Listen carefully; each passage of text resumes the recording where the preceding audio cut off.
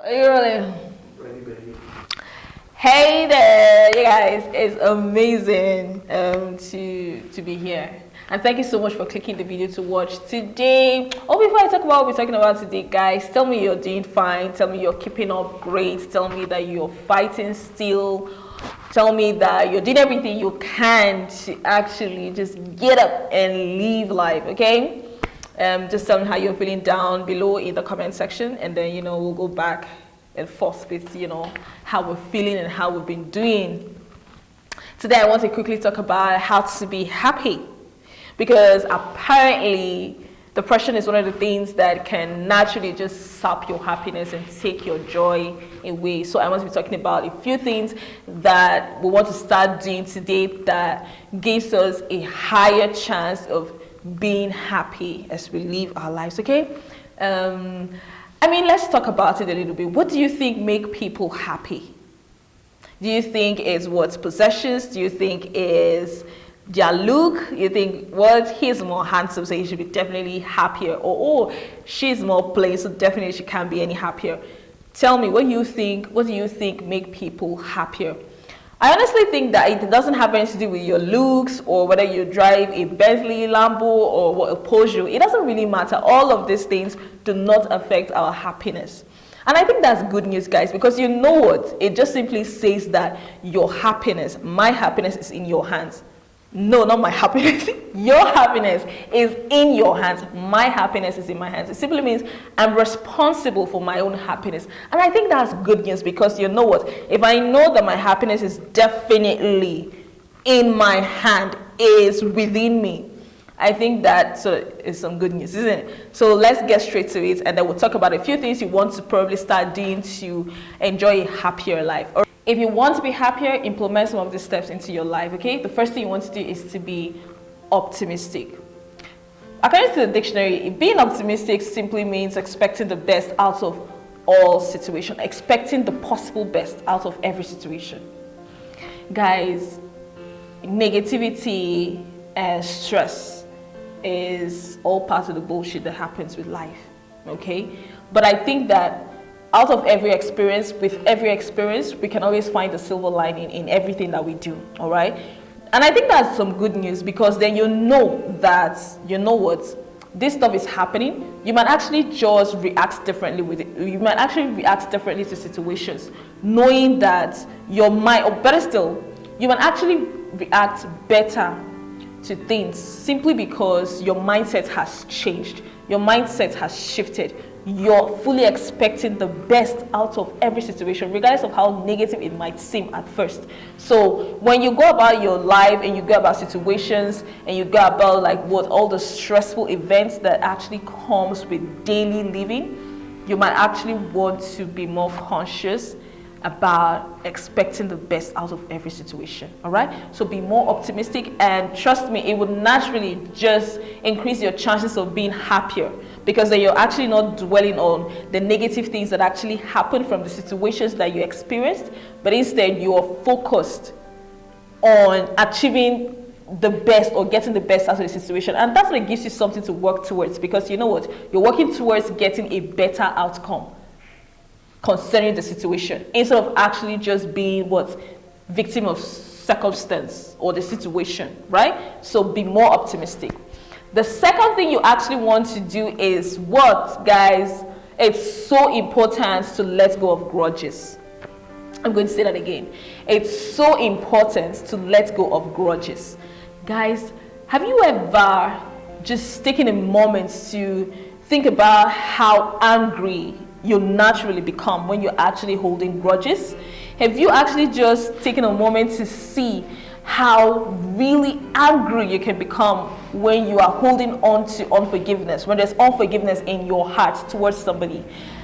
And honestly speaking, I think forgiveness works a lot better for you as opposed to the offender.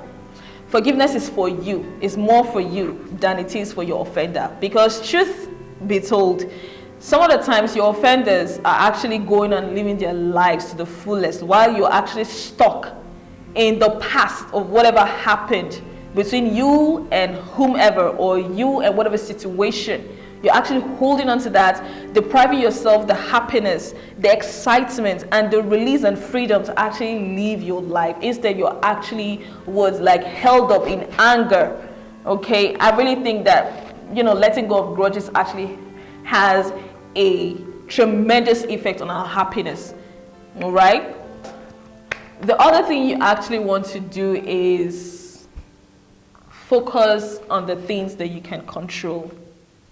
All right, guys, there are loads of things that happen every day in our environment, in our society, that we do not have control over. I mean, the weather, for example. You have a terrible ailment. You couldn't have done any better. You couldn't have actually controlled that. The economy is bad. You're actually stuck in a terrible economy. My country, Jesus, Nigeria, I think our economy alone is enough to actually get somebody totally depressed. But you know what? We can actually just move our focus out of the things we cannot control and actually just focus on the other things that we can control. For whatever you do not have control over, it is really pointless to just ponder on it and dwell on it. You just end up becoming victim of circumstance or victim of situations that you actually do not have any control over. You get my drift? So maybe you actually just want to just take your mind off of what you cannot control. All right, and then other thing you want to probably do, not probably, definitely do, is practice self-acceptance. You guys, I don't know, I can't say this enough, but oftentimes you see people in the space or drawn in the space of comparison, right? You compare yourself with other people, you compare yourself with somebody else, you compare yourself with somebody that probably isn't even aware of your existence, and that naturally makes you leave. That naturally shortchanges you. There's a word like that, but I'm sort of like really struggling to get the right word. But you know, if you live in if you live in constant competitiveness or comparison, right, you would naturally not find the happiness you want. Because you know what, you guys, it doesn't matter if she's plain or he's plain. It doesn't matter if, you know what, she's got like what bigger boobs and bigger butts, and what, he's more toned, or he's got like your dream car, whatever. I don't know, just whatever it is. All right, practice self-acceptance, because when you actually accept yourself for who you are, you begin to focus on your strengths. Elaborate on your strengths. And it's also important to know that everybody has flaws. You guys, everybody has flaws. So you cannot just stay focused on your flaws. Move on. Just move on from your flaws. Focus more on your strengths. Focus more on what it is you like about yourself, and just move on and thrive and enjoy a beautiful, happier, healthier, exciting life. Because you know what? You might as well accept yourself for who you are. Otherwise, you really just keep working in other people's shadow. And that is short-living your life. Do not focus and build on your strengths. Do not actually dwell on your flaws. Because your flaws, you know what, it's actually just, it came with you. It's really natural. You can't do anything about it.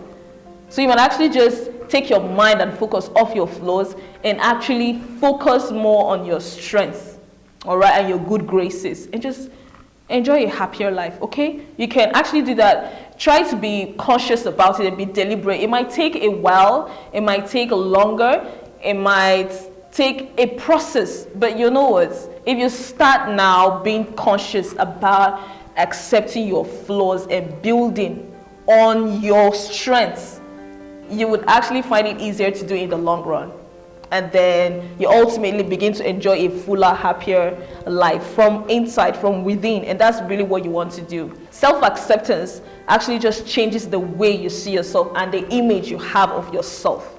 All right, so you want to consciously work on it so that you wake up one morning feeling very confident in yourself. And that's really what self-acceptance does to you. Self-acceptance sort of builds your confidence. I suppose it builds your confidence alongside making you happier.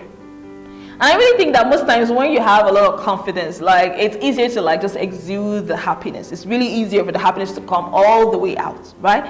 So yes, practice self-acceptance, build your confidence, it will come. Your confidence will come naturally from you accepting yourself. And I think it's also another amazing way of actually overcoming social anxiety. Most of the times we get anxious, socially anxious, crowds and places and stuff. It's probably stemming from, you know, a lack of self-acceptance. So when you have actually gotten to a place where your mind has changed to the point that, you know what, you look at yourself with all the flaws, yet you choose to tell yourself, I am beautiful. It is a choice that you make, and you make that choice every day. You will naturally begin to feel your confidence level rising. And honestly, it's a magical way of just, you know, dealing with social anxiety. Is be kind to others. Guys, it's so important to be kind to others, because apparently what you do for other people actually has a huge relationship with your happiness. When you give, and when I say be there for others, help other people, I'm not really talking about what just charity money or something. You know, no, it's not really about being charitable with money. It's about offering your time, offering your expertise, offering your experience, offering yourself to the service of others. That has a way, guys, of really just making you feel so fulfilled from the inside. It makes you feel so excited, so happy, and sort of worthy, you know, valuable too. Also give you that sense of worth and value, because you know what, you're actually giving something, you're actually giving yourself, a part of yourself, to somebody in need of what you have. And there's nothing more beautiful than that. And seeing how you can impact somebody's life with either the time or your experience or expertise that you share with them is one of the most beautiful and priceless things. So it's really not about being charitable and donating charities every biannually or annually, however you want to do it. But you want to physically like be there to actually help others. And you know, by so doing, it naturally just strengthens social connections. And it sort of just helps you to trust people even more. All right, so you see how interesting it can become to relate with other people and to be there for other people and to actually offer yourself to other people. That has a way of affecting your entire state of happiness. All right, so maybe we want to try doing some of that. Just go on out there and just try to give some of yourself to somebody or to people, either a group, a community, or an individual. All right, another thing you want to do is pursue meaningful goals. I feel about taking a moment to just look around you. Oh no, wait. Guys, just wait a minute.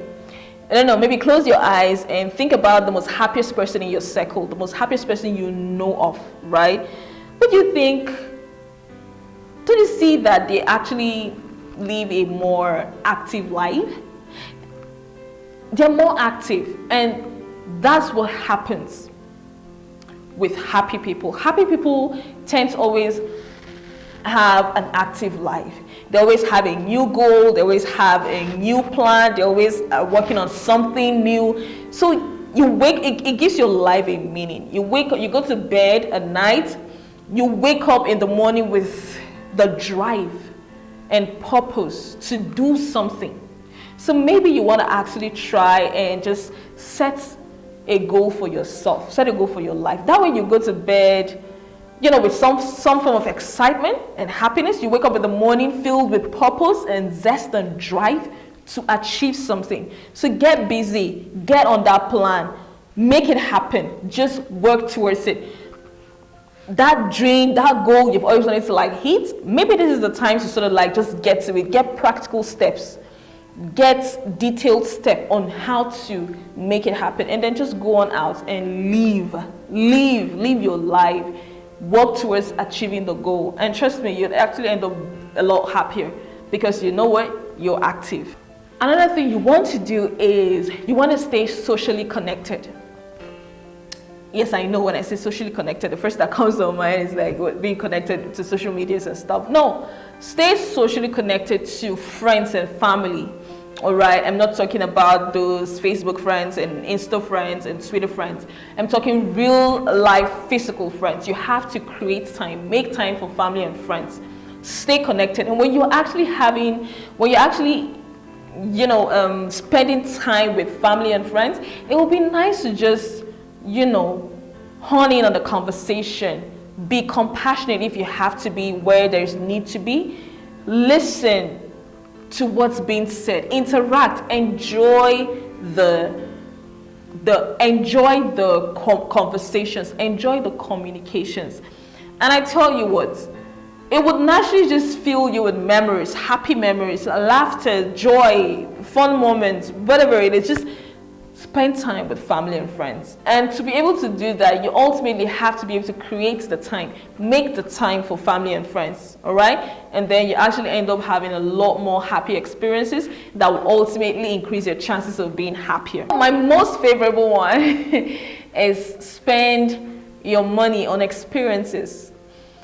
Guys, I don't know, maybe we should take a poll. Tell me down in the comment section, what do you think makes people happier? Is it like possessions, material things, or it's actually the trips and experiences that they've had with their life? I honestly think that it is the experiences and trips that people have had that ends up having an everlasting memory, everlasting place in their minds that actually leaves a memory with us as we live our lives. So what am I saying? I'm pretty much just saying that you should spend your money on experiences more as opposed to spending your money on material things, because those material things cannot weigh and cannot count or affect your happiness. Because trust me, if that is the case, then I think all the wealthy people in the world should be automatically happy. The wealthiest set of people shouldn't have any iota of sadness inside of them. But you guys, it's really not the case. Sadness and happiness is all relative, and everybody equally have the right to be happy. So point is, spend your money on experiences. Go out there, have the fun you've always wanted to have. Go on the vacation you always wanted to have. Go to the museum that you've always wanted to visit. Spend your money on learning that new language that you've always wanted to learn. Is this French, Spanish? You've always wanted to learn German language and Spanish, of course. Yes, and I think I always also wanted to learn the whole kizomba. It's an amazing dance. It's a sensual dance, and I love it. Yes, so I'm definitely going to go out there and spend some money learning that. But my point is, guys, go out there, have some experience, spend your money on some experiences. These experiences ultimately leave a memorable mark in your life. When you go back to those memories, definitely will make you happy. What do you think? You're gonna look to your closet and look at your 5,000, 25,000 shoe and feel happy. It might probably even depress the hell out of you. But trust me, maybe a picture hanging in your living room space or your bedroom space where you're actually hiking, climbing a mountain, doing some wild things with friends or people of like minds, tell me, that'll actually put a smile on your face instantly. So you might actually want to spend some money on experiences. Okay, is limit your news consumption. Do you know that anytime I actually put on my TV, it's just one sad, depressing, terrible, devastating news on the TV. I might have a very great day from morning till maybe the time I put on my TV. I might be having a very great day, but when you put on your TV, you just have devastating news, terrible world events, maybe even around my state, maybe even around me.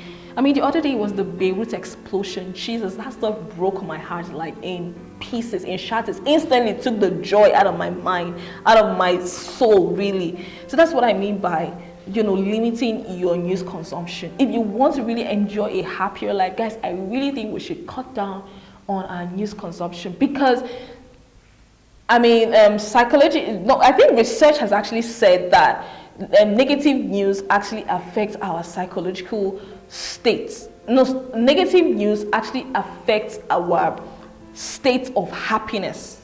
That's research saying. So what does that say to you? It just simply means, you guys, just cut down on your news intake. It's terrible. I mean, I think 90% of the time it's really just bad, devastating, horrible news on TV. So you want to be happier, you want to like enjoy a much more exciting life. Maybe just cut down on news consumption, okay? Cut down on news consumption. All right, so then the last and the most important, I think, is what? Making your health a priority. Guys, I cannot even say how important this is. Have you noticed that sometimes when you're actually like healthy, yeah, chances of being happier is a lot higher. But whenever you're down with maybe not even a so chronic ailment, maybe you have just a headache or a fever, or maybe it's just something not as serious, maybe just something minor. Have you noticed that when you're actually down with any ailments, whatever it is, you actually just tend to be more sad? Because you know what, you've lost energy, you've lost strength, you don't really enjoy the things you would normally enjoy. Even eating, your eating habit might actually change. You might not really enjoy your most favorite meal. You might not really enjoy the sound of people's voices around you, depending on whatever is ailing you. But my point is, whenever you're sick, you naturally tend to be sad. So maybe you actually want to pay more attention to your health. Make your health a priority. Eat well, eat right, enjoy good sleep. Sleep has a way of just making you a lot more relaxed. Have you noticed that when you actually have a very good sleep, when you rest so much, and you wake up feeling refreshed, energized, and naturally happier. So maybe you want to actually eat right, you want to actually sleep well, you actually want to exercise as well, because exercise is still part of the things that can actually keep you happier. I find that for me, when I start my day with some little exercise, honestly I feel pumped for the rest of the day, and that energy sort of just sustains me to some large extent, and it sort of just helps me manage my depression, really. Okay, so all that we'll be talking about is mental health and how to enjoy the most of your life when struggling with mental health. Being happy is key. Being happy is a priority. Staying happy is so important. I cannot overemphasize that. So guys, if you have enjoyed this video so far, please give it a thumbs up. Click on the subscribe. We talk mental health and how to make the most of your mental health and how to deal with depression, anxiety, and sadness, really, how to manage it. All right, so we're talking some practical steps, and if you want to actually just be informed, you know what, just click on the sub button and turn on notifications and give this video a thumbs up. And then tell me in the comments section, guys, what keeps you happy? Yeah, I really want to know what keeps you happy. All right, guys, see you guys next time, and thank you so much. It's been amazing being here with you guys, and stay good, keep fighting, because you know what, you're also important to me. And oh yes, my affirmation. My name is Nancy. I am enough. I am beautiful. I am bold. I am amazing. My life is flourishing. Everything, absolutely everything is working together for my good. I am creative. I am innovative. And this is my affirmation. See you guys next time. Bye.